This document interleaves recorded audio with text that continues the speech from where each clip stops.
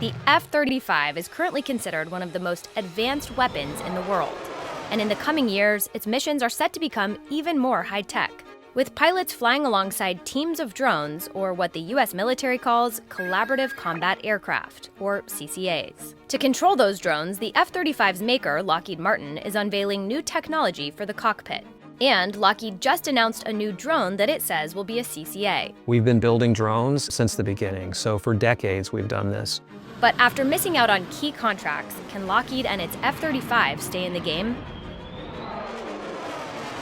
We visited the company's Fort Worth facility to get a closer look at the jets and the secretive technology that could carry them into the future.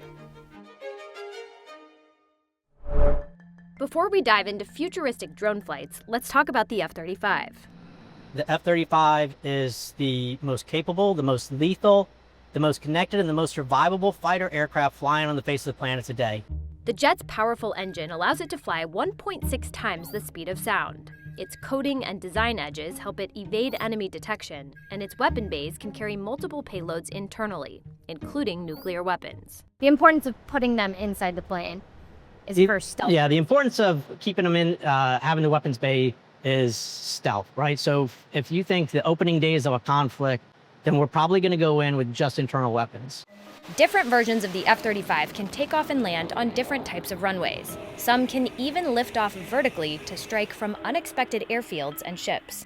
This jet has tons of sensors on it. Yes. What do those sensors detect? So with all the sensors on this aircraft, we can pick up missile launches, we can pick up aircraft, both friendly and adversary. We can see surface ships, we can see anything basically that's out there that's emanating some sort of energy. The F-35 has the capability to not only detect it, but geolocate it as well. While a cutting-edge fighter from Boeing is set to enter service in the coming years, Lockheed says the F-35 is currently the best-positioned aircraft for flights of the future.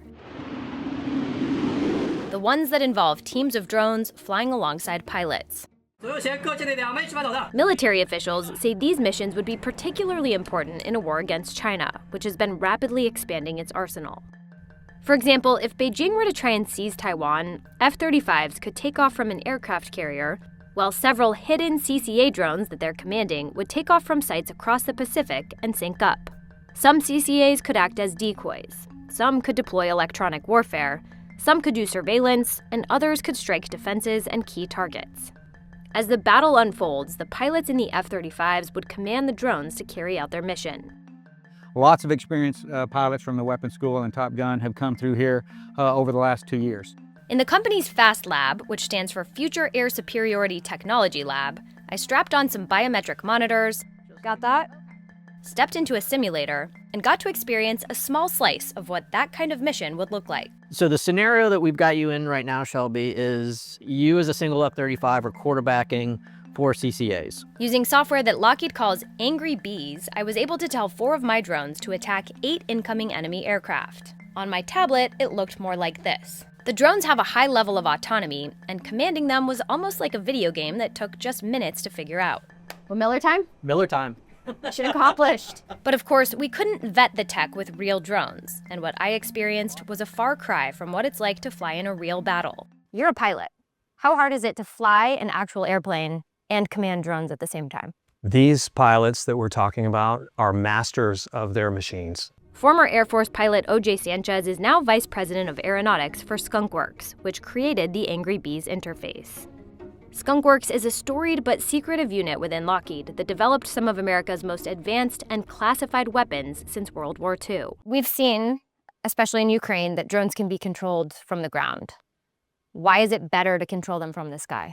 The pilot that sees the airspace that is moving at the speed of the air war is in the best position to adapt and react at the speed of the fight. So in many cases, CCAs will be best controlled by the pilots at the leading edge of the air battle so that they can adapt, they can move, shoot, and respond to the situation in real time.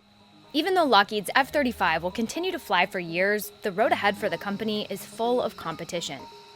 Lockheed lost out on the US's 6th-generation fighter jet contract, which went to Boeing. And for CCA prototype contracts, Lockheed has so far been beaten out by companies like Anduril and General Atomics. Lockheed said it did get a contract for the US Navy's CCA Mission Control System, And Lockheed recently unveiled a new survivable drone that it hopes will be used as a CCA in the future. But as of yet, the military has not agreed to purchase it. Do you see your company and Skunkworks particularly playing a big role in the future of CCA? So we will absolutely continue to build CCAs. So we're not waiting to be asked by any particular customer. We're listening to our customers, trying to understand what's needed, and we're moving out and building products from a lineage of products that we think will change the face of the battle space. What are your biggest concerns as we move into this new era of warfare? Honestly, I think it's actually us humans, our ability to change and to go fast. So I think I worry most that we don't have enough of a sense of urgency. The technologists and the technology and the warfighters are more than capable of getting us to that future.